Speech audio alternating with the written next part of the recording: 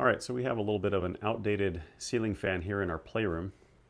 The rest of our house we've modernized with LED lighting and all that, and this thing is starting to look kind of ancient. And the controller doesn't work for it anymore. The lights won't turn on. So today we're going to be updating to the 52-inch ceiling fan. This is LED and it's all adjustable. Should be a much better fit for this space. So I'm going to go ahead and do a quick how-to of installing it. We'll see how easy it is, and then we'll see what it looks like. Inside the box, you're first greeted with a nice diagram that kind of breaks everything down, all the parts, and a thank you card. And then we've got all of our pieces that are well packaged.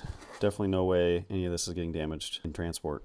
And one of the criteria for our new fans is it has to be able to mount on a 15-degree angle. You can see that this is not a flat mount on the ceiling. It's at a 15-degree angle, and luckily this new one can do up to 15 degrees. The first step of assembly is fastening the blades to these brackets, and they're reversible, so you can either use the wood grain side or the black side. Step 2 is just fastening the blades on. You can see that each bracket just simply screws on with 2 screws. After that, it looks like this. Next, you simply remove these 3 screws that were there, and then the LED on the center. It's got a little plug we'll plug in. It'll simply screw down like that. So the steps following actually putting the blades on the unit, it will then ask you to start threading the rods through these different fascia pieces, and here is where you want to decide what length of rod you want, because it comes with 2, and we actually need the longer one. So we are going to take this little rod off this bracket here, the top bracket, and put the longer one on. After you have this top piece kind of assembled like this, basically we're just going to thread these wires up through to come out the top.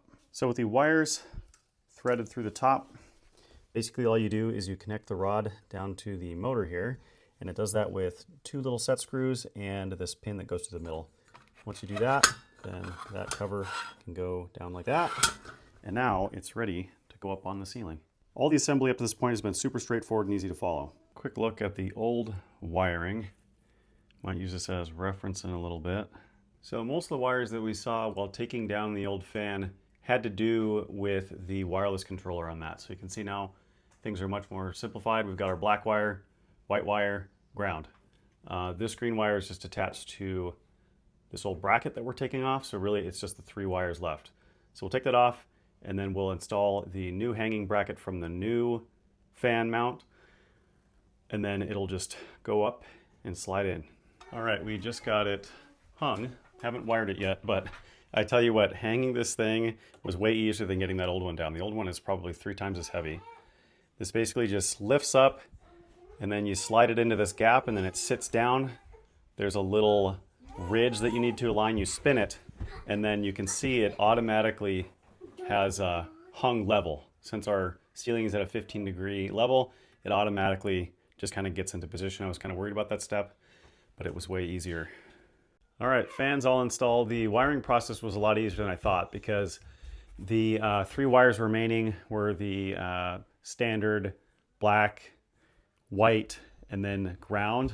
When I first looked at it, I thought there was other stuff going on, like an extra control wire, but it wasn't. It was just the extra wires for the old controller. And so the new fan, I think, looks a lot better in here. This room has never been this bright. We didn't realize it'd be such a big upgrade. It really does look nice. Lots of different options here. We'll go ahead and put it on medium fan setting so you can kind of see how fast that is. It blows way more air than the old one. The old one on max is like the bottom setting of this one. It's really crazy. Different light temperatures. Here's like warm, middle, and then like a bright white. My phone sensor's adjusting to it, so you can really only see it for a second before it adjusts the white balance. So you can see it, it's really moving, and it's totally silent, of course. Now if we go to max speed, you'll see how crazy this gets. It's nuts. It really gets moving. But it seems totally in balance. It's not wobbling at all. The fan unit itself weighs just a fraction of what the old one did. Really impressed with all the different settings here. You can make it go in reverse if you want to change the wind direction. There's timers, there's a dimmer, so you don't need to run it on full brightness if you don't want to. Just super awesome, definitely impressed.